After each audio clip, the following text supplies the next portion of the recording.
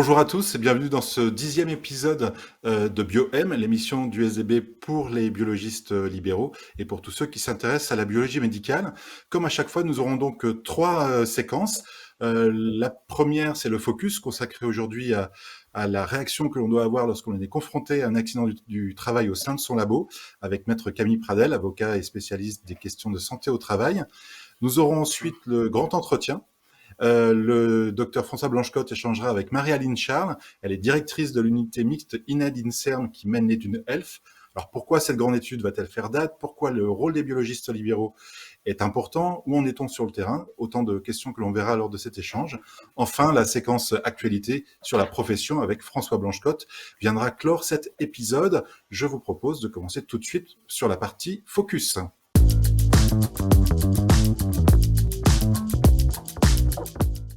Comment réagir à un accident du travail qui survient au sein du labo? Nous allons répondre à cette question avec Maître Camille Pradel, avocat et spécialiste des questions de santé au travail. Bonjour Maître.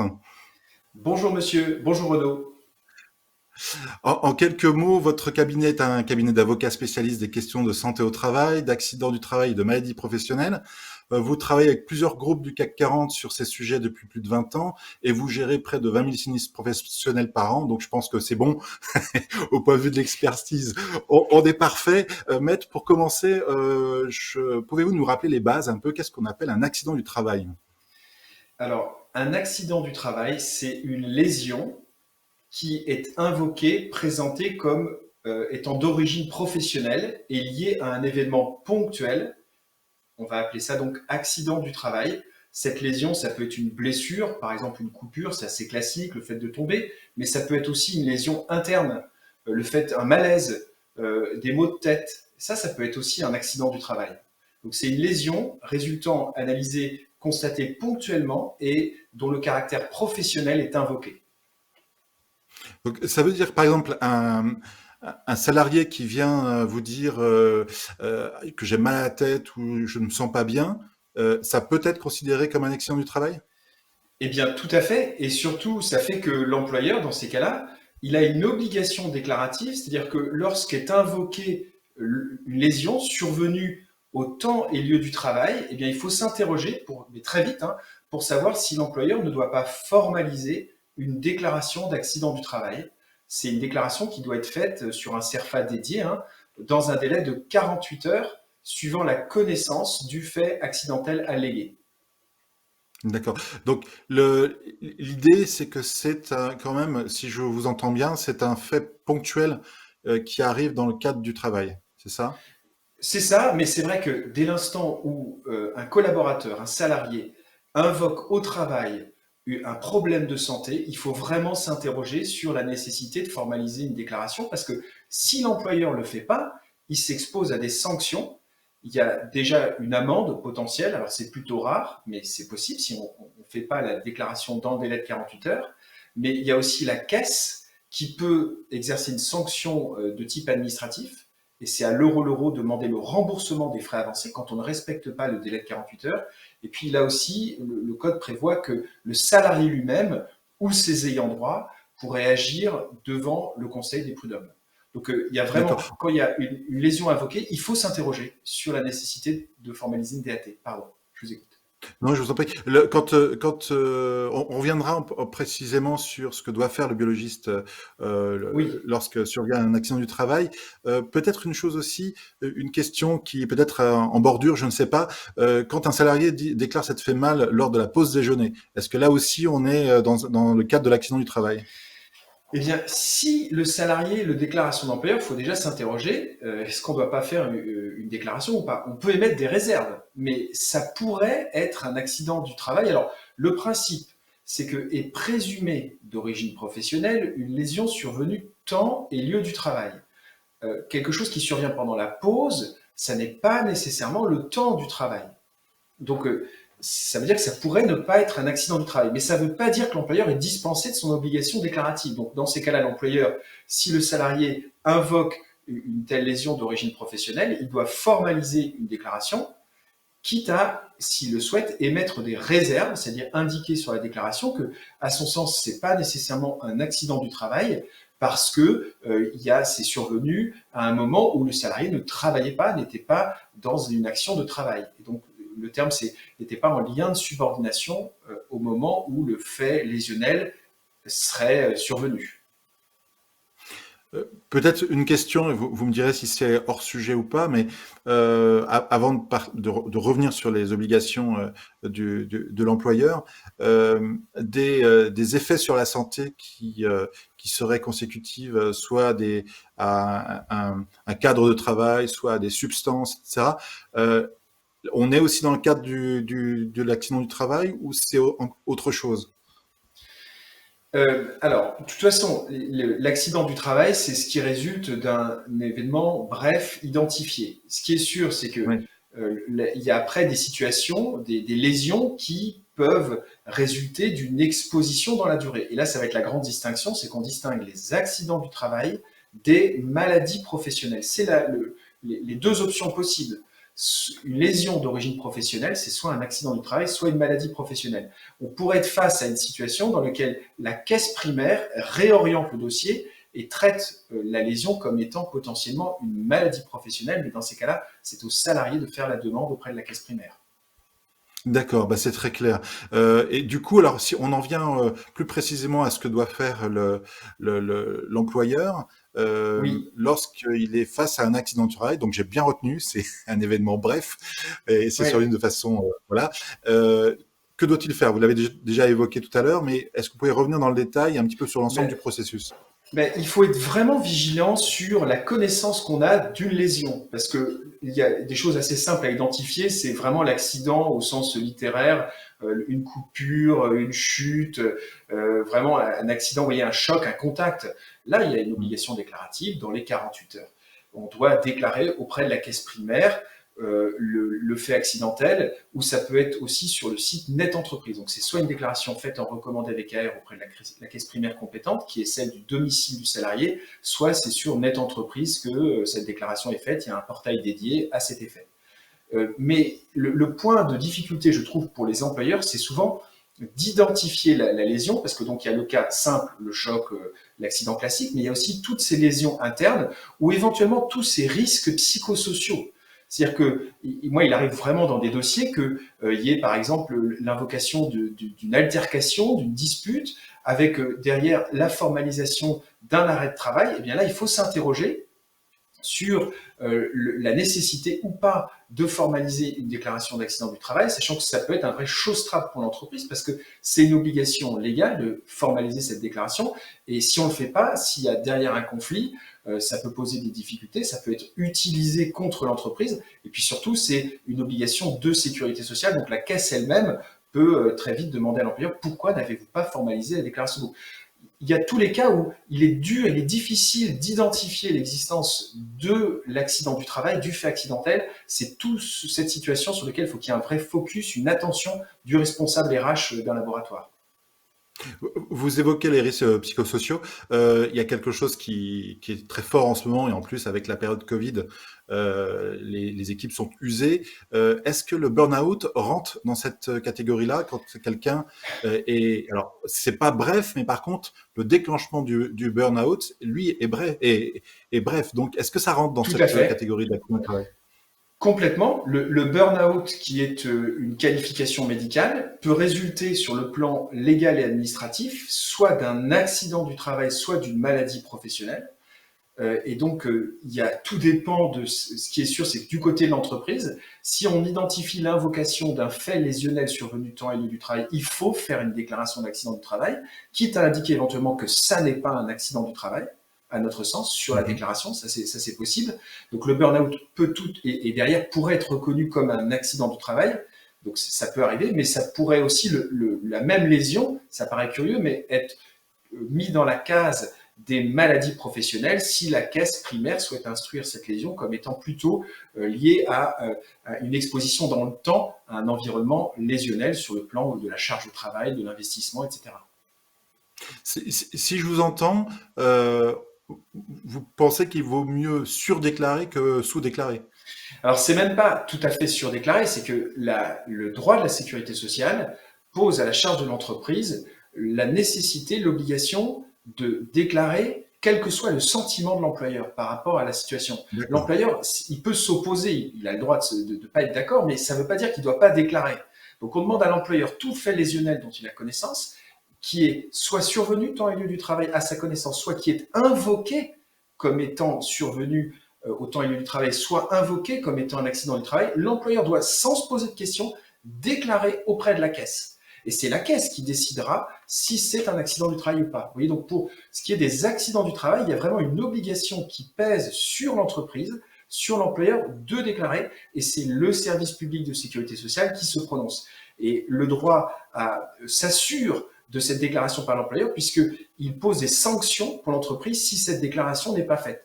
Le délai de 48 heures, parce qu'on a 48 heures pour faire la déclaration, il court à compter de la connaissance qu'on a du fait accidentel, du fait lésionnel invoqué.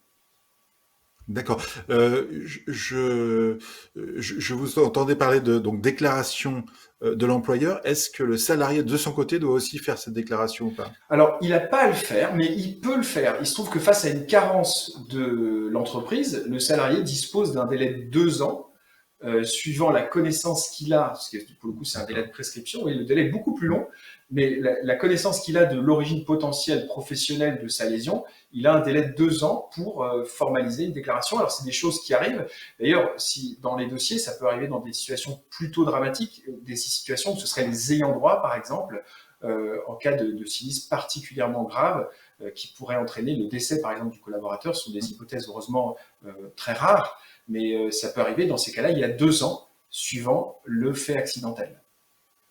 D'après ce que vous voyez, les entreprises ont tendance à déclarer bien ou alors il y a un défaut de déclaration Alors, constaté? non, non, dans l'écrasante majorité, c'est très très bien déclaré, il n'y a pas de difficulté. Mhm. Là, il faut être vigilant, c'est qu'il peut y avoir malheureusement, et là je parle, moi je défends des entreprises, donc une forme de stratégie, il ne faut pas être naïf. Et donc, parce que le défaut de déclaration est une faute de l'entreprise, et il faut être vigilant dans les dossiers à bien identifier des situations qui nécessiteraient de déclarer. Et donc, parfois, ça peut être une forme de piège pour l'entreprise. Vous voyez, donc faut bien Mhm. voir quand des faits accidentels sont invoqués. Ça peut être par exemple dans des mails. Quand on reçoit un mail d'un collaborateur qui indique qu'il estime être arrêté du fait de son travail, il faut s'interroger sur la nécessité de faire ou pas une déclaration. Et si on n'est pas naïf, il pourrait arriver que ce soit volontairement que le fait ne soit pas exactement déclaré. Donc, globalement, les choses se passent bien et c'est plutôt bien déclaré. Malheureusement, les faits accidentels existent vraiment, ça bien sûr. Hein, donc, et le secret d'ailleurs, c'est la prévention, bien sûr, parce que le but, c'est qu'il n'y ait pas d'accident. Et la meilleure façon de ne pas avoir d'accident, c'est de prévenir le risque professionnel. Donc, c'est toute la gestion en amont pour éviter tout ce qui est accident et maladies professionnelles. D'accord. Si on regarde un petit peu les cas où on va dire litigieux, estimés litigieux par l'entreprise, que peut Mm. faire l'employeur lorsqu'il considère que qu'il n'est pas d'accord avec l'accident déclaré?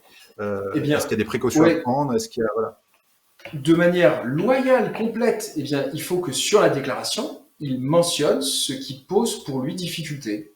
Donc, par D'accord. exemple, si il y a un délai trop important entre la date alléguée de l'accident et la déclaration du salarié, par exemple, si le lundi matin, vous avez un collaborateur qui vient et qui invoque un accident survenu jeudi dernier, ben, il faut peut-être le mentionner, il faut vraiment arbitrer, mais Hmm. le mentionner sur la déclaration, disons, on trouve que le délai est long et on peut émettre des réserves si on n'a pas connaissance, si on n'a pas eu connaissance du fait accidentel. Vous voyez, on peut avoir des doutes.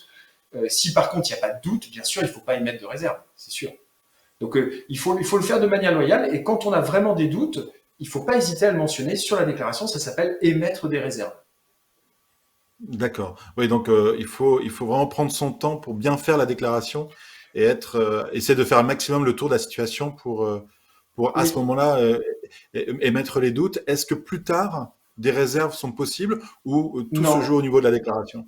tout se joue au niveau de la déclaration. Après, on a un délai de 10 jours en théorie pour émettre des réserves, mais il faut vraiment, le conseil, c'est il faut le mettre au niveau de la déclaration pour alerter la caisse primaire et que la caisse soit vigilante s'il y a une situation qui est litigieuse. Il y a un autre cas de réserve possible, c'est lorsque, à notre connaissance, il s'agirait uniquement de la manifestation d'une pathologie préexistante. C'est-à-dire, c'est l'hypothèse où il y a un fait accidentel déclaré, mais de manière notoire, la personne souffrait déjà de la lésion. Par exemple, les maux de dos.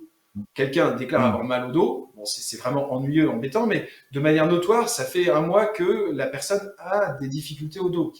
Là, on peut, dans ces cas-là, le mentionner sur la déclaration, en indiquant qu'on émet des réserves, parce qu'il s'agirait uniquement de la manifestation d'une pathologie préexistante.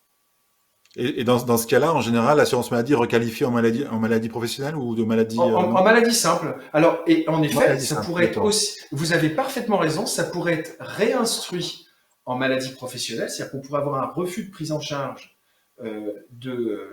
prononcé par la caisse, mais une caisse qui invite le salarié à formaliser de son côté une déclaration de maladie professionnelle.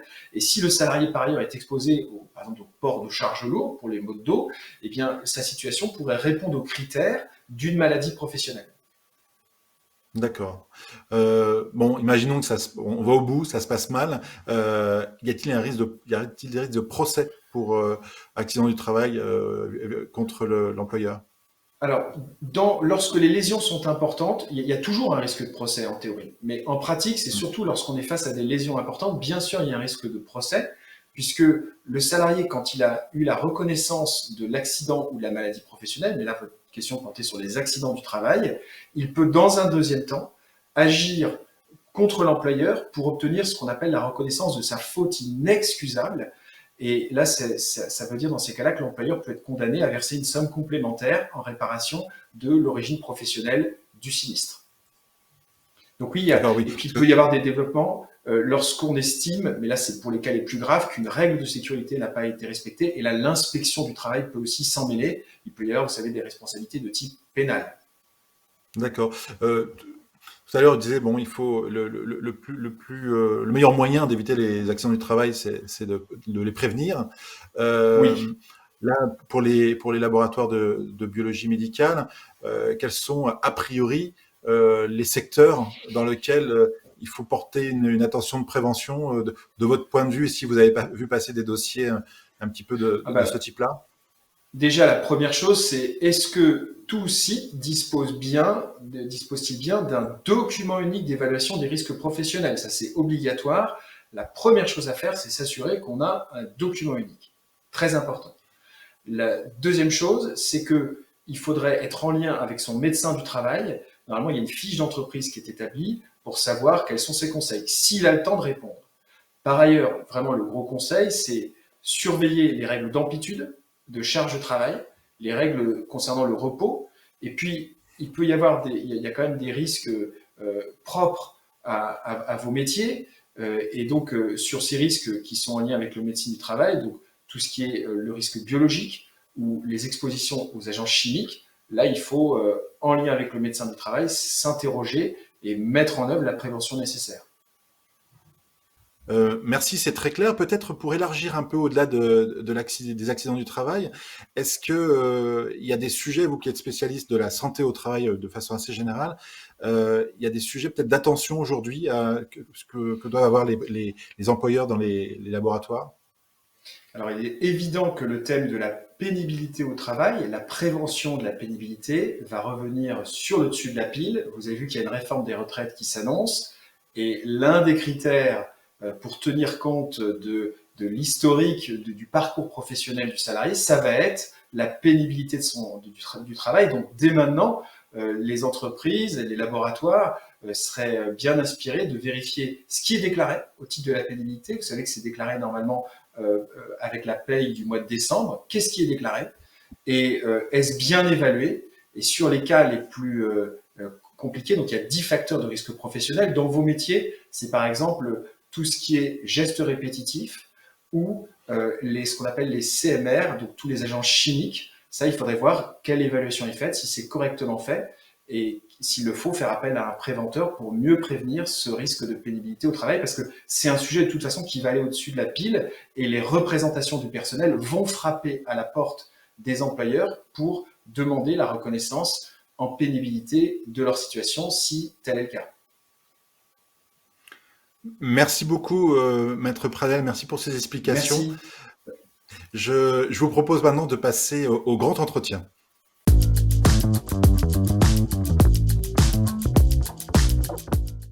L'étude ELF est une grande étude de santé publique menée par l'INSERM et l'INED. Elle est pilotée par Marie-Aline Charles. François Blanchecotte, je vous laisse pour un entretien qui va nous permettre de tout comprendre de l'implication des biologistes libéraux dans cette étude. Bonjour, merci Renaud. Bonjour Madame Charles. La première question qui s'adresse à vous, c'est finalement quand et pour quelles raisons l'étude ELF avait été lancée? Donc, l'étude ELF, eh bien, en fait, on l'a lancée quand? Il y a déjà 10 ans, parce que c'est ce qu'on appelle une cohorte d'enfants. En fait, c'est la première cohorte nationale d'enfants en France. Ce sont des enfants qui sont donc nés en 2011 et l'idée, c'est de les suivre de leur naissance jusqu'à l'âge adulte. Et là, vous voyez, on est à mi-chemin parce qu'on est en train de faire une grande opération de collecte d'informations à l'âge de 10 ans. Alors pourquoi on s'est lancé dans une telle opération?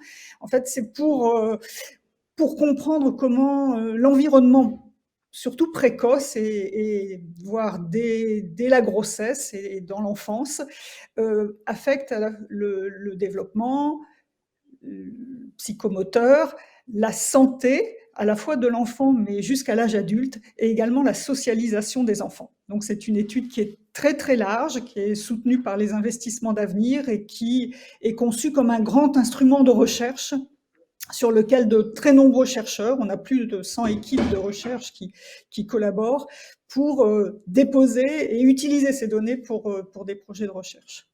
Donc les objectifs sont très très larges et voilà, si je peux continuer, l'environnement, on l'étudie au niveau familial, au niveau social, mais également au niveau de l'environnement physico-chimique et également des particularités territoriales dans lesquelles vivent les enfants.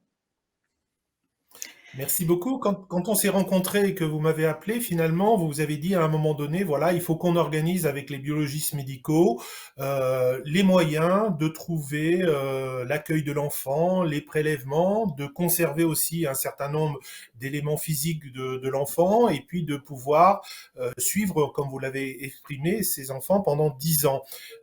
Est-ce que vous pouvez revenir en quelques mots sur la manière dont finalement vous avez souhaité nous contacter, comment on a pu mettre en fait des moyens ensemble pour y arriver et proposer ça à l'ensemble de votre cohorte et un accueil dans tous les laboratoires de biologie médicale de France? Voilà. Alors, comme je vous expliquais, c'est une grande étude nationale. Et donc, initialement, les enfants, ils ont été recrutés. C'est un échantillon représentatif des enfants nés en 2011. Donc, ils sont disséminés sur tout le territoire de France métropolitaine. Et donc, il y a un volet biologique, bien sûr, parce que pour comprendre la santé des enfants, c'est quand même très utile. Il y a un volet biologique. Alors, l'étude, elle fait 18 000 enfants initialement, mais le volet biologique, il porte sur un sous-groupe qui était à peu près de 3 000. On a commencé une première opération à la naissance. Donc là, c'était en maternité, dans une opération biologique, je veux dire. Donc dans un contexte hospitalier. Après, on a fait des prélèvements biologiques à 3 ans, mais on a fait des choses non invasives, une petite mèche de cheveux, un petit échantillon de sel. Mais là, à 10 ans, bon, les enfants, ils commencent à s'approcher de l'adolescence et on voulait avoir, cette fois-ci, des échantillons sanguins. Et voilà, pour obtenir de tels échantillons sur un échantillon disséminé sur toute la France et avec des enfants, donc en essayant de limiter les contraintes au maximum de déplacement, etc., tout en gardant des prélèvements de qualité, c'est-à-dire traités, centrifugés, dans un délai correct. Bien voilà, on s'est dit pourquoi pas travailler avec les laboratoires de biologie médicale. Et donc je pense que j'ai repris mes notes, c'est en 2015 que nous avons lancé le premier petit mail auquel vous avez répondu tout de suite.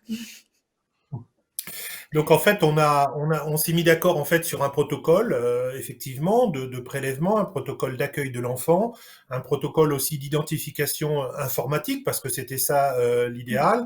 Et puis d'autre part, sans dévoiler évidemment la liste forcément des enfants, de vous donner les moyens en fait d'avoir une liste de contacts au niveau des laboratoires, de façon à ce que chaque enfant qui se rende de laboratoire, le biologiste en soit informé. Donc aujourd'hui, moi j'ai vu dans pas mal d'endroits effectivement et beaucoup de groupes de laboratoires ont repris évidemment cette étude de manière très simple, puisqu'on avait établi ce protocole, ça a bien fonctionné. Aujourd'hui, finalement, est-ce qu'on peut faire un tout petit point sur combien d'enfants sont rentrés en file active finalement, combien aujourd'hui d'enfants ont été finalement accueillis dans les laboratoires? Est-ce que vous avez une petite idée aujourd'hui? Oui, alors l'étude, elle a démarré en janvier. Donc en janvier, on commence à contacter les parents.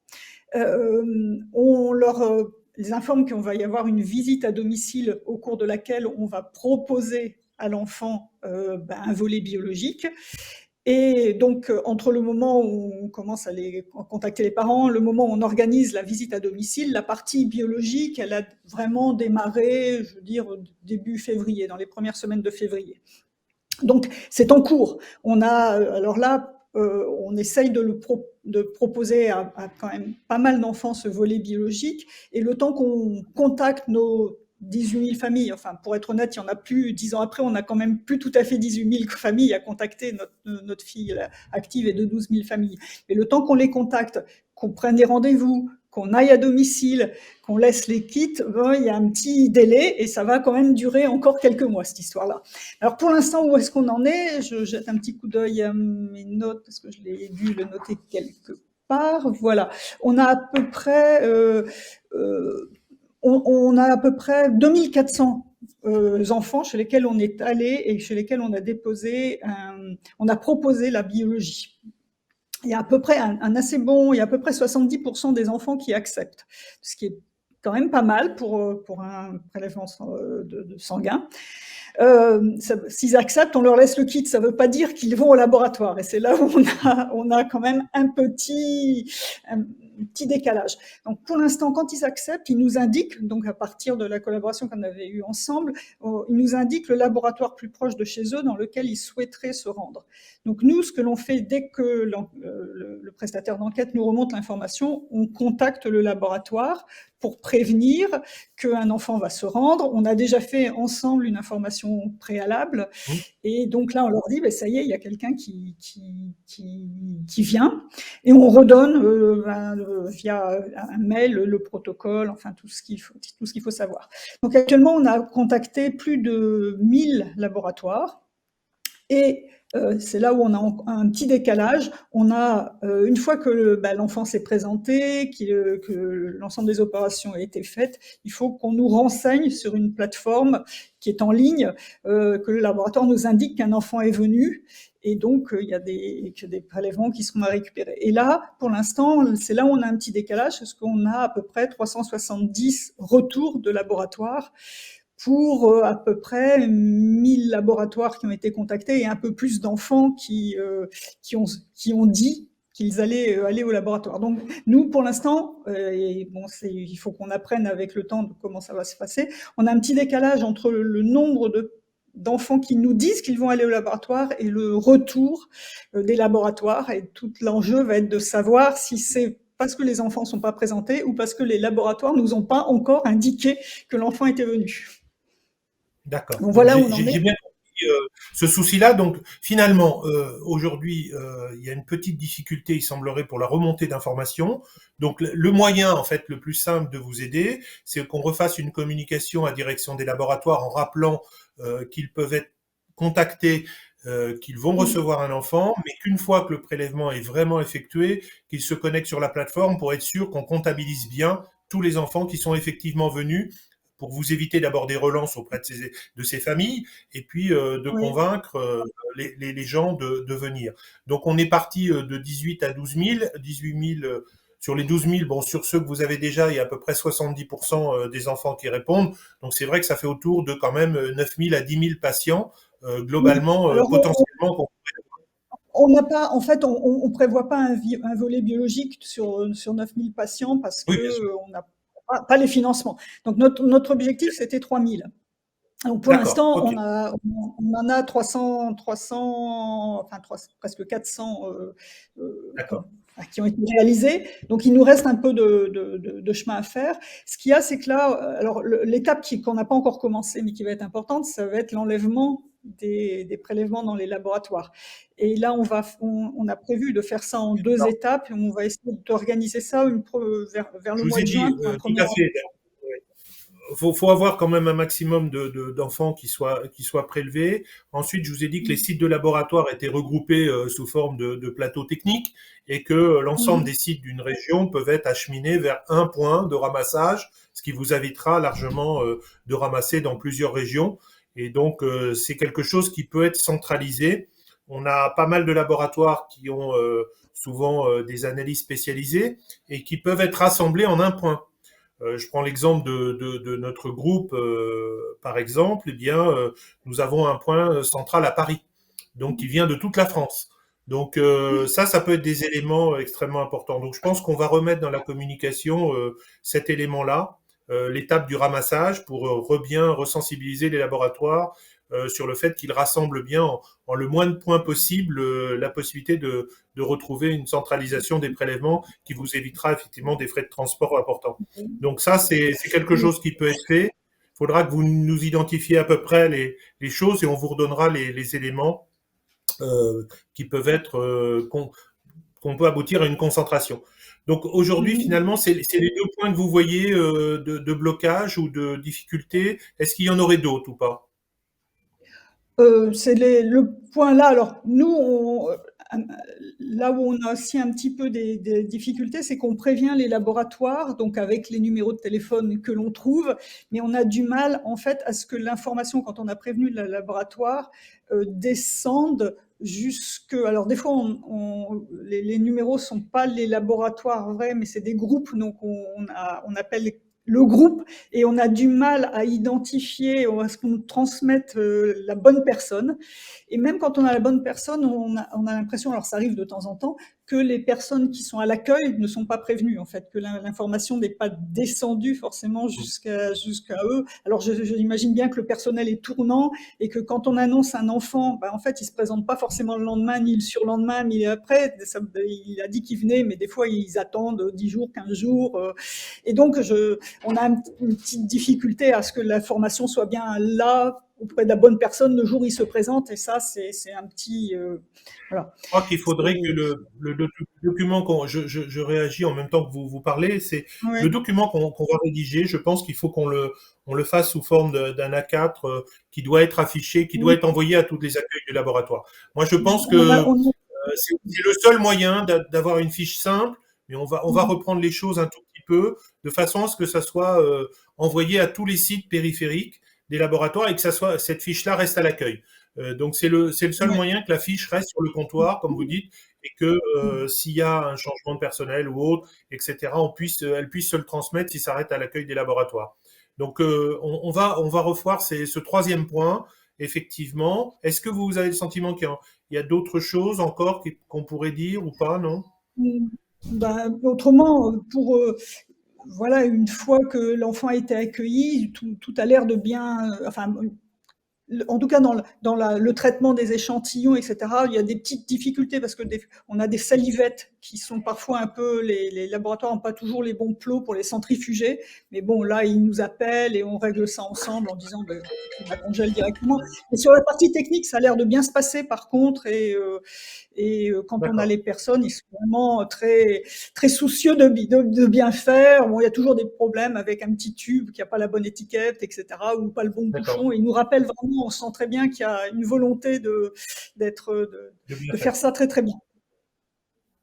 D'accord. Donc, qu'est-ce que vous voyez aussi comme poursuite de cette étude après? Comment va-t-elle se terminer? Quels est les éléments? Vous, alors, c'est sur une longue période que je vous demande, bien sûr, de se projeter un petit peu dans l'avenir, mais finalement, cette étude va conduire à quoi et à quel moment vous souhaiterez y mettre fin? Alors, il y a la partie de l'enquête à 10 ans, là, elle va se terminer en fin d'année. Donc là, on va avoir terminé de collecter toutes les informations auprès des parents et toute la partie biologique.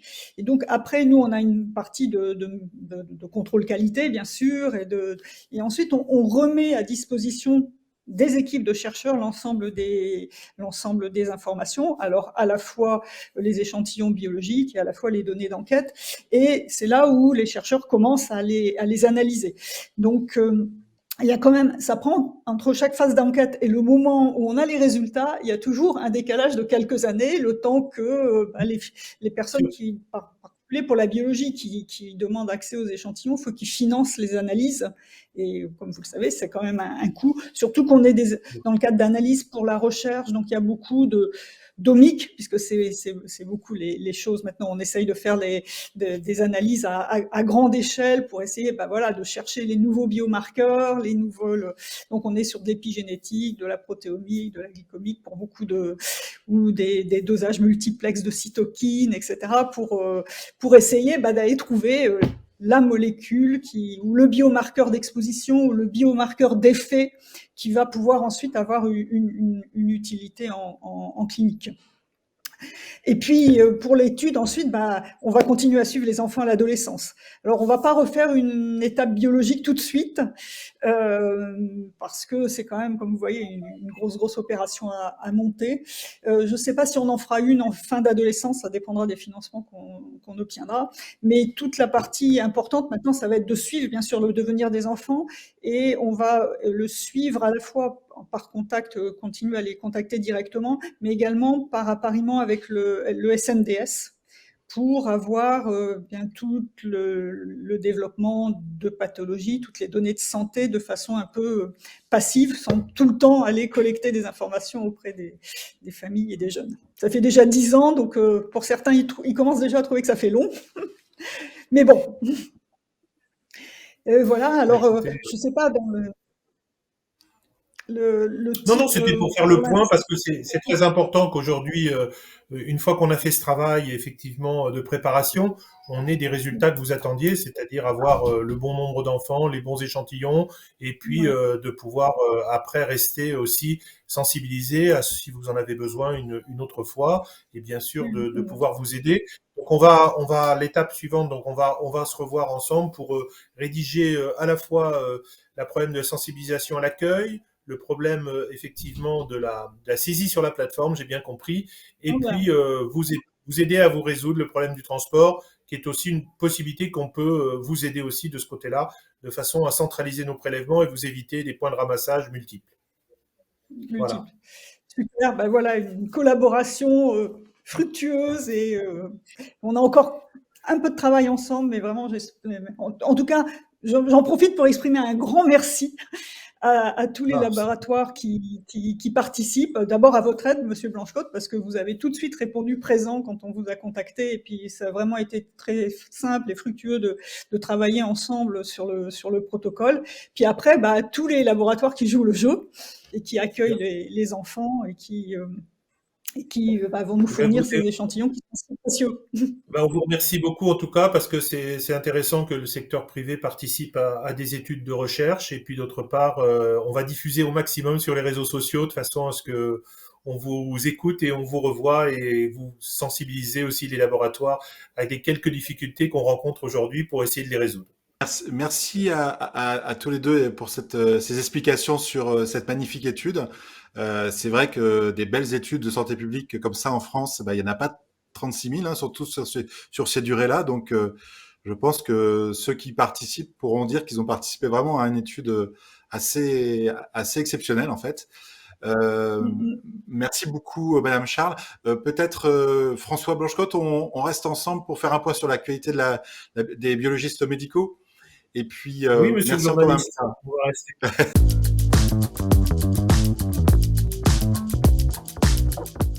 François, comme d'habitude, un petit point pour terminer sur l'actualité des biologistes libéraux. Peut-être un premier point sur où en est les textes sur la biologie délocalisée. Est-ce que vous pouvez nous rappeler où ça en est? Oui, absolument, parce que ce texte a vu le jour suite à évidemment un projet de loi dans lequel était prévu un arrêté sur la biologie délocalisée. Évidemment, le Covid a ralenti un peu ce projet, mais aujourd'hui, la DGOS l'a repris en main.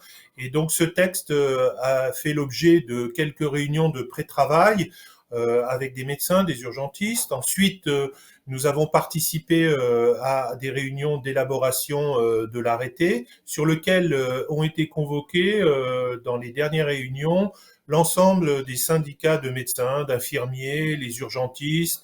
Et donc, on a vu un texte sur lequel est apparu, d'abord, premièrement, on a limité les lieux d'expérimentation un petit peu de cette biologie délocalisée, puisque dans le texte initial, la biologie délocalisée devait être installée partout.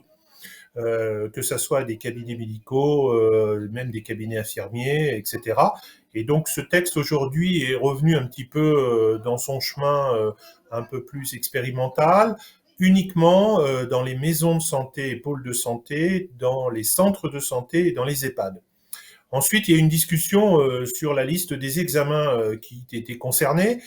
Cette liste était extrêmement exhaustive puisqu'elle correspondait à peu près, si nous remplacions les examens traditionnels par les examens de biologie délocalisée, à environ 25% de l'enveloppe de l'assurance maladie, c'est-à-dire sur 3 milliards 766 millions d'euros.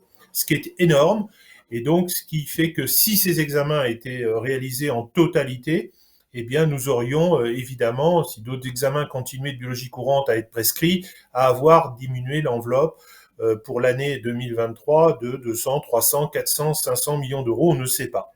Donc, évidemment, ce texte est aujourd'hui dans une version qui est soi-disant aboutie par la Direction générale de l'offre de soins, pour lesquels nous ne sommes pas encore forcément totalement d'accord, pour des points essentiellement d'abord de régulation.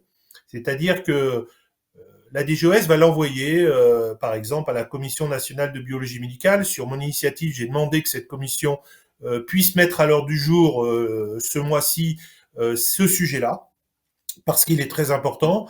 Et on a demandé à avoir une régulation par les ARS, de savoir où serait installée cette biologie délocalisée et finalement de quelle manière elle serait utilisée. Et on sait très bien que dans des zones concurrentielles, avec plusieurs sociétés d'exercice de laboratoire qui seraient sur le même territoire, autour d'une même maison de santé, il risque d'avoir de multiples installations d'appareils qui ne conduiraient à rien. Donc on a souhaité, et c'est un point de blocage aujourd'hui, que, et en compensation de cette biologie délocalisée, soit organisée une permanence des soins par le laboratoire, 24/24, 7 jours sur 7, de façon à ce qu'on puisse évidemment à utiliser cette biologie de façon pertinente et efficiente, puisqu'elle risque, je vous dis, à terme, de conduire à une diminution encore de l'enveloppe et donc avoir une baisse de régulation, une baisse prix-volume qui va se répercuter sur l'ensemble des examens de biologie. Donc on a limité aujourd'hui aussi le nombre d'examens à environ une dizaine, dans lequel il y aurait un intérêt en fait à avoir ces examens tout de suite, de façon à éviter l'hospitalisation ou l'urgence, ou répondre à l'urgence d'un patient. Et au début, c'était vraiment cette notion-là qui était au cœur de la biologie délocalisée, c'est-à-dire éviter qu'un patient ne parte vers l'hôpital. Et donc, plusieurs sociétés, organismes vont être consultés, mais je pense que ce texte n'est pas encore abouti, en tout cas ne répond pas totalement à nos demandes, surtout que le médecin, en plus, qui utilisera cette biologie délocalisée, doit être rémunéré, lui, pour son utilisation. Donc il y a encore des arbitrages financiers. Je sais que la Caisse nationale d'assurance maladie a bloqué pour l'instant cette tarification, même si elle existe de par la nomenclature, en tout cas cette enveloppe. Et donc, pour l'instant, nous sommes évidemment à la fin d'un protocole, je vous rappelle, en décembre 2022. Et donc, cette négociation doit vraiment rentrer de plein pied pour le nouveau protocole et savoir si on attribue une enveloppe correctement pour ces examens à partir du 1er janvier 2023. Donc, on voit qu'on a encore du chemin à faire. Pour moi, les problèmes ne sont pas réglés, même si le texte que la DGOS nous a proposé semble être pour elle la version définitive. En tout cas, pour le SDB, ce ne l'est pas. À la fois dans le contrôle, dans le paiement, dans le financement et dans la régulation surtout d'utilisation de ces examens sur l'ensemble du territoire. D'accord, donc il y a encore du boulot pour que ça soit satisfaisant et qu'il n'y ait pas trop de dérives, quoi, c'est ça? Absolument. C'est les dérives que nous craignons. Le plus important, c'est que des examens soient prescrits en masse, en volume, systématique, pour n'importe quelle cause. Et on voit que là, on met le doigt dans un engrenage de dépenses absolument considérables et qu'on n'arrivera pas à maîtriser par la suite. Une fois que les habitudes de prescription seront prises, eh bien, ça sera très difficile de revenir en arrière. Et lors de la dernière réunion, l'ensemble des syndicats de médecins, généralistes, spécialistes, ont été plutôt d'accord avec nous, et j'étais très surpris. Et donc, on a re-signé une lettre commune, ensemble, pour bien dire à la DGOS que nous n'étions pas encore raccord totalement sur l'écriture en tout cas de cet arrêté effectivement ministériel. D'accord, c'est un point important parce que effectivement, il commence à fuiter dans la presse professionnelle le fait que l'arrêté est en bout de course, donc visiblement non pour vous et pour les médecins. Donc ça, c'est un point important à souligner. Peut-être faire un point. Nous sommes au lendemain, au surlendemain de l'élection d'Emmanuel Macron pour un deuxième mandat.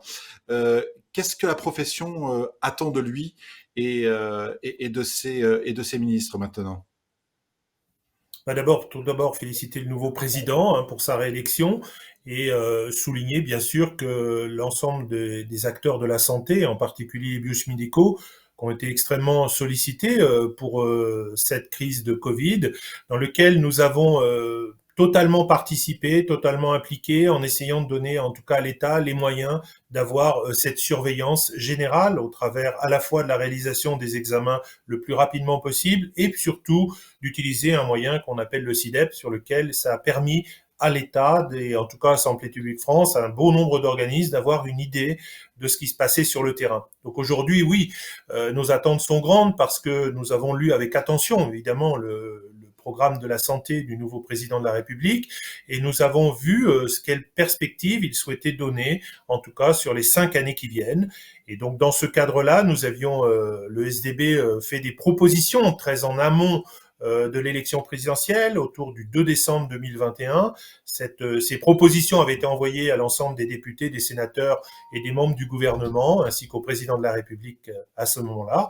Et donc, nous avons aujourd'hui réfléchi aussi avec l'ensemble des syndicats, l'ensemble des groupes de biologie médicale qui composent le tissu économique et biologique et médical français, à un programme qui reprend la plupart des propositions, qui les rédige de façon homogène, de façon claire, avec l'ensemble des acteurs et qui propose évidemment des directions, et surtout ces directions sont importantes parce que la santé, en tout cas d'une manière générale dans le secteur libéral, a été un peu l'oublié du Ségur hospitalier, qui pour nous est resté effectivement très cantonné à l'hôpital, et on voit bien que le nœud du problème, évidemment, c'est les relations ville-hôpital, c'est-à-dire demain, comment pourrons-nous exercer notre métier en libéral, avoir évidemment une complémentarité avec l'hôpital, tout ça, bien sûr avec le patient, parce que la démocratie sanitaire est importante,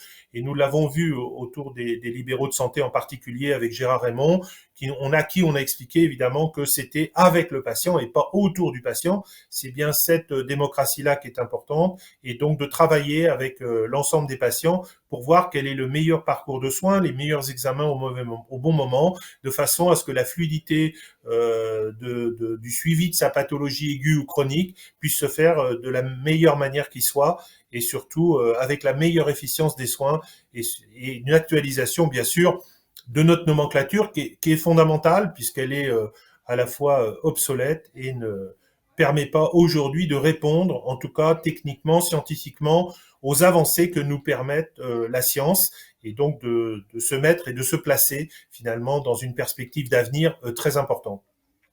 Donc merci beaucoup François pour ces éclaircissements sur l'actualité de la biologie. L'émission est terminée. Merci à MADP pour son soutien. Enfin, comme à chaque fois, je vous rappelle que vous pouvez voir et revoir l'émission sur la chaîne YouTube du SDB dès maintenant. Et n'hésitez pas à vous abonner et à actionner la petite cloche. Ça vous préviendra des nouvelles vidéos. En tout cas, à très bientôt pour une nouvelle émission qui va être dès le mois prochain. Merci, bonsoir.